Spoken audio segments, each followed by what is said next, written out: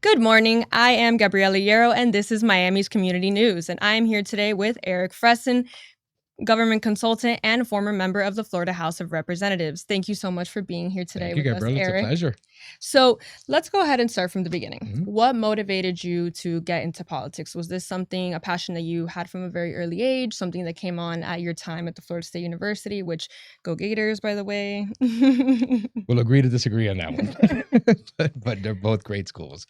Yeah, look, I certainly had an interest, probably an age and appropriate interest, let's say, in government, politics, world affairs, that sort of thing. My father was very into world affairs. He was the kind of guy that we would sit down and watch, State of the Union addresses, and Right. we would watch the political shows. I've been watching 60 Minutes with him since I was Me too. way too young to even understand what any of it was. So, I mean, certainly there was a subject matter interest in it, but there wasn't ever anything like, for example, I'm not from one of those families that had people involved in politics. Right. Nobody from my family had ever run for politics, really cared about politics, probably didn't participate that much in politics. But I certainly had a bent towards that. It is the reason why I truly ended up choosing Florida State over University of Florida. At the time, we had been to both. Matter of fact, most of my friends at the time that were leaving Miami were going to University of Florida, but I chose Florida State University on the whim that it's in the capital, and somehow I'll find my way in there. I mean, it really was just you that. did. I didn't know anybody that knew anybody at the capital, any of that, but proximity can sometimes get to the end goal. So I was fortunate enough that while I was at Florida State, one of the professors that was that taught Florida government and Florida politics was also involved in a lot of statewide campaigns. One of which was the statewide campaign when the Secretary of State used to be an elected office. It's now an appointed office, but when it used to be an elected office, then Secretary of State Katherine Harris won Secretary of State. That professor went and became her undersecretary of state, and in turn hired some of his former students to come work within that office. So that was really outside of some local campaigns that I had come and help with in Miami during the summers and in vacations. It was my first real kind of entry into what is the Florida capital and the political system in Florida.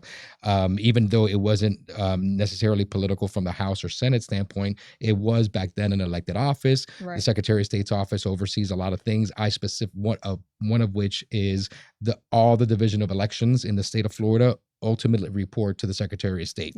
So I specifically worked in the division of elections under the Secretary of State's office, and that then opened up my door to all the candidates, all the existing House members at the time, existing Senate members. We're talking 1998, 1999. So as you can imagine, most things were not digitized. Almost everything that had to be done at the time was in paper format, by mail, etc. So oftentimes some of especially the already electeds that had to file for re-election or had to do their campaign reports would come to our physical office inside the Capitol during a session. And that's how I met who would eventually become my future boss, who ran for and won in the Florida House. And then I went and became a staffer in the legislature itself until I finally graduated and moved to Miami. So in that time, for about 3 years, I was heavily involved in the entirety of the ecosystem of Florida politics. And I went from knowing that I was interested in government, politics, and really international affairs at the time.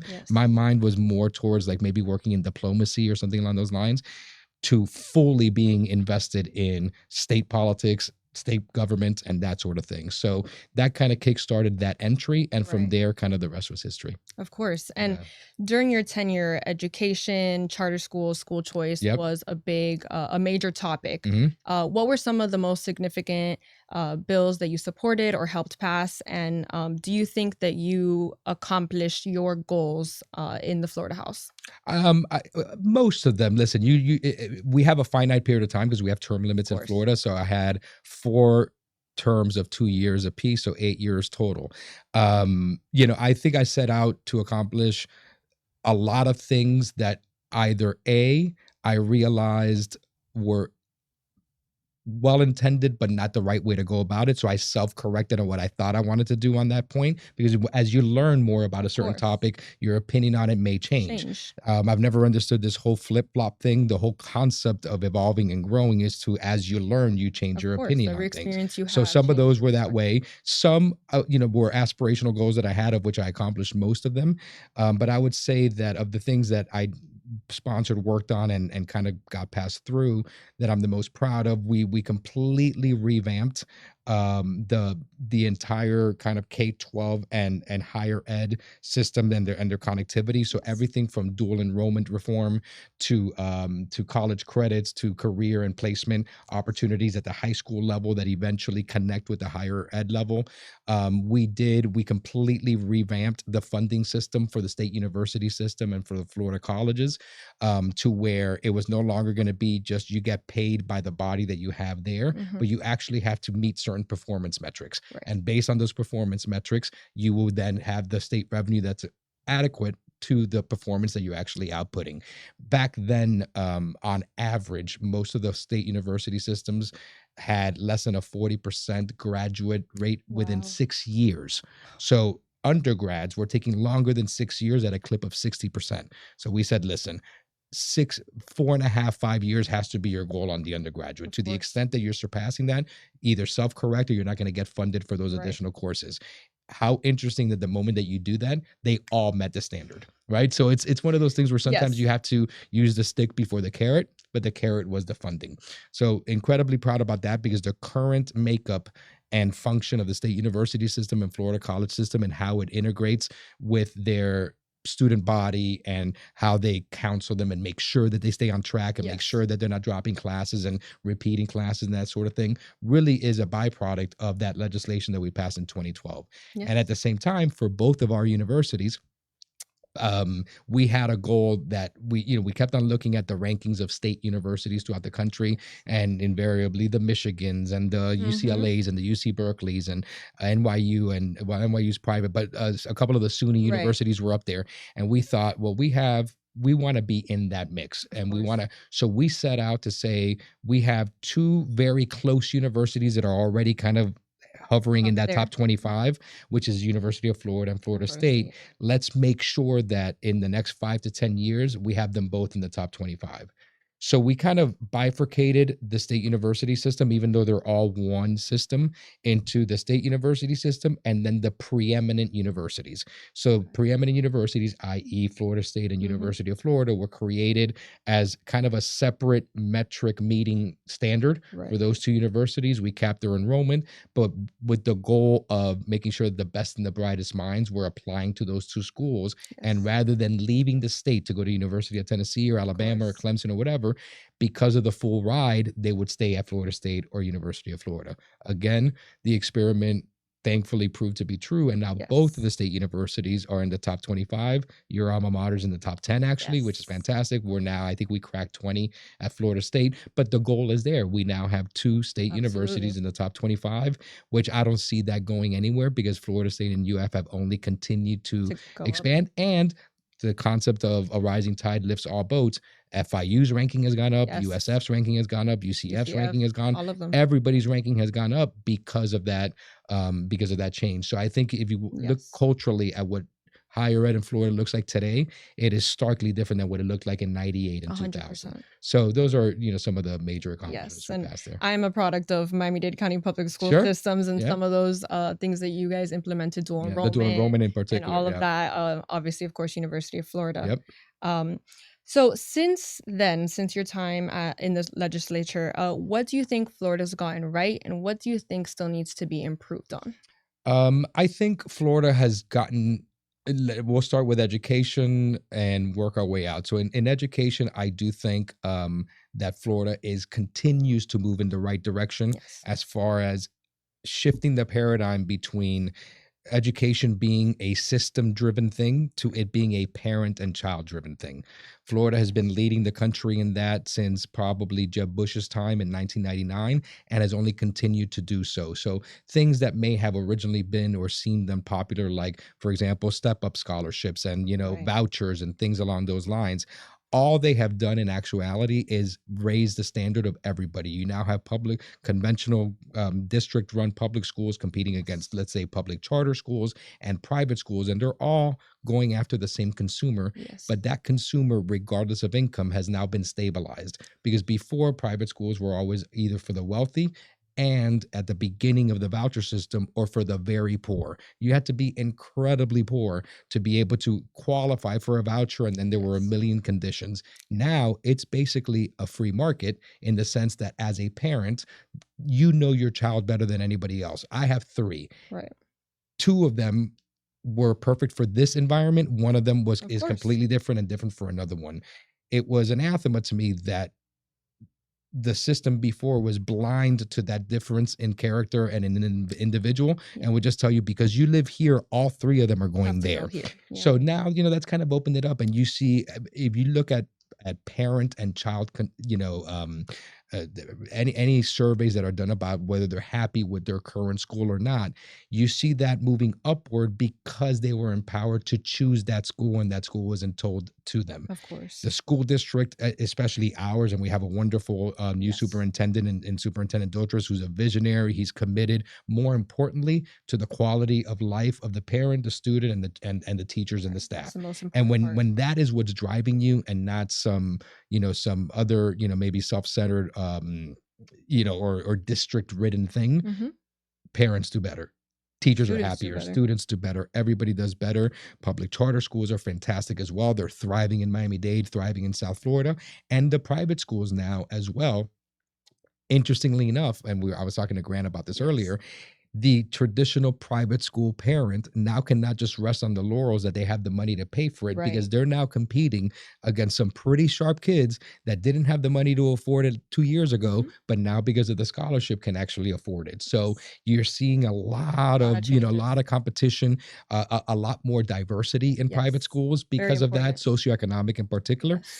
So I think Florida's getting that right. I think Florida has gotten a lot right in the last 6 years from a funding standpoint and policy and commitment to the Everglades, and on a lot of the environmental issues. I think Florida is leading on that, which seems uncharacteristic to a Republican-led legislature, but we really do have, one of the wonders of the world in the Everglades here, and we really have committed a lot of funding towards that. I think we still have leaps and bounds to do better in housing affordability, in creating an environment for housing affordability. I know they've tried to do it, but it hasn't been there yet. And what's driving most of that, or a lot of that lack of affordability on housing, or at least in purchasing, and you'll know it soon enough as you start going into that world, is quite property insurance. Yes. And while they've taken a few little stabs at property insurance reform, they really haven't gotten to the heart of the issue. There's actually a new scandal that just came out recently, where there was a report that a lot of monies were being funneled out to offshore companies. We don't know what the end result of that is. There's going to be some committee hearings that are happening, I believe, today or this week or next week, that should flush some of that out. But the reality is, rates have not gone down. They've only gone up. You have hundreds of thousands of families that are literally having to make the Sophie's choice of whether to keep their house or get rid of it, because they can neither afford the property taxes or the property insurance. And that should never be a choice that somebody makes as a homeowner. So Florida still has a long way to go there. It's not just Florida, and policies alone will not solve that market condition. But to the extent that there are forced placements of things like property insurance and property taxes, they can lead the way in ensuring that is as low as possible. And I don't think they've gotten there yet, but I'm very hopeful for my the folks that came after me to do something right there. As are all of us Miami citizens and residents. Looking back, how did you balance the interests and needs of your constituents with the political realities of Tallahassee while you were drafting and supporting bills? So I have, my district was a very unique district in the state of Florida, because most districts that are represented by a Democrat or Republican, the makeup of the voters in that district are very Democrat or Republican. I had what's colloquially called a purple seat, where actually in presidential elections, both the entire time that I was in the legislature, Obama was the president, and in 2008 when I first ran, and in 2012 he won my district overwhelmingly. So it was a very Democrat district in that standpoint. So I had to be cognizant of that, because even though I was a registered Republican and representing Republicans within the legislature, as far as which party I was in, my constituency was pretty much split down the middle. Yes. Most of my colleagues on the Republican side had overwhelmingly Republican districts, so they can be as red meat as possible. And most of my Democrat friends on the other side had incredibly Democratic seats, so they can go as Democrat as they wanted. Yes. I had to be a lot more not moderate. I had to be a lot more centered in understanding that not all the politics that are maybe popular that day amongst Republicans are going to work in my district, and vice versa. Not everything that Democrats want do my Democrats within my district want, because it's very unique to the communities that are here. It's a community news podcast, so I represented the entireties or parts of city of Miami, West Miami, Palmetto Bay, Cutler Bay, Pinecrest, South Miami, Coral Gables. So those communities, while they have some similarities in the fact that they're in Miami-Dade and they're kind of contiguous, Cutler Bay is completely different culturally and as a function than West Miami, and then city of Miami. So you have to balance all those different constituencies, but that's actually the fun part of the job. Is seeing how in such a tight area that is Miami-Dade, there are such varying different groups of people and different mentalities and different kind of opinions on things. And as a representative, just part of the constitutional republic, is that I am entrusted then with taking all of those things and making a choice based on weighing all of them. Of course. Sometimes you're never as popular as the first day you're elected. After that, it's just downhill, because you'll choose one thing over here that makes some people happy and some people upset. You can't make everyone happy. Listen, you're never going to be able to do it. No. It's a good preparation for parenthood. So yes, that's a fair point. That's a fair point. But that is part of the beauty of South Florida. It's such a diverse community. It's spectacular everywhere. Yes. Since leaving office, what have you been working on personally and professionally? How are you still involved in politics, public policy, advocacy? Yeah. So I have left elected office, but I have been I never disconnected from what we call the political arena. Right. So I am I advise a lot of current candidates and existing elected officials. I represent companies, clients in front of local, state, and federal governments. So I still have that nexus between my business side and the political. I'm still very involved from my clients and from myself personally in especially local government, which is the one that's most affected to you. So I'm always involved in my city, in particular Coral Gables elections, but then also the county. I help and support a lot of the current county commissioners, even though I rarely do any work at the county commission. But it's good to know that the community that you're most directly involved with, to the extent, especially if you're a subject matter expert, where you can provide some guidance and some at least try to sway it one way or another, distinguish between good candidates and bad candidates. Interestingly enough, almost half of the current county commission right now served with me in the legislature at some point. So we have that going as well. But I stay very active in local government in particular. State government not as much anymore, because I'm not a direct participant in it, and the parties exist for that reason. Of course. But my local school board races I get very involved with. Again, just to because of good policy, and B, because at least some of the things that I worked on in the legislature, I would hate to see them getting eroded at the local level. So you try to make sure that you at least have progressive and forward-thinking minds on the school board, and not just entrenched bureaucrats. But I stay very active in again helping campaigns, helping elected officials, advising whenever I can, and it's that part of it for me is the sport part of it, which I enjoy. There's no real financial benefit in it, but I just enjoy being around it, in it, and being able to observe and advise on it. That's awesome. That's awesome. What lessons from your time in the Florida House are you currently applying to your work as a government consultant? I have now seen the state government from every perspective that you can. Yes. So I saw it as a staffer, I saw it as an elected official, and now as an outside consultant / lobbyist, however you want to look at it. And the best thing that I took away both from my time as an elected representative and as my time as a staffer is a real intimate knowledge of the process itself. In government consulting, the main thing I always say that I'm trilingual. I speak Spanish, English, and government. So a That's lot of great. businesses or Yes. companies or entities or groups that want to do either business with or want to do services for the government have the right intentions and have the right kind of idea in mind. They just don't know how to navigate the process itself, because the process is by design complex, right?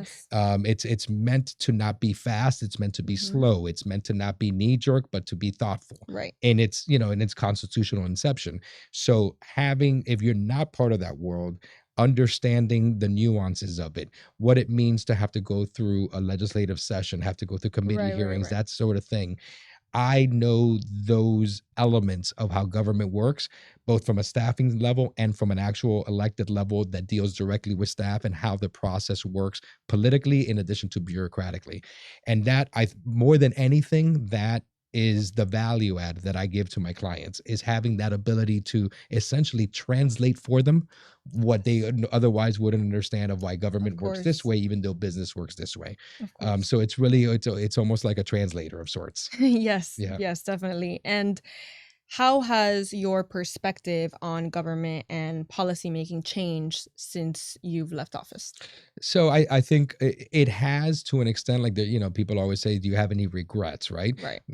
No regrets of my time there, because my time there was at the time that I was there. I was just turned 30 years old. So I was, you know, I was a younger version of myself. Now I'm now 10 years removed from it, you know. So in the look back part, you know, there are certainly things or reactions, let's say, or how I would have handled this situation now as a 49-year-old than I did as a 30-year-old. That's always going. But a lot of that isn't so much, and quite frankly, because I've learned more since then. So there are things that perhaps I had an opinion of then that is not starkly different, but maybe slightly enough different where I would have maybe done that a different way, or maybe suggested this law should be amended in a different way, or whatever that may be.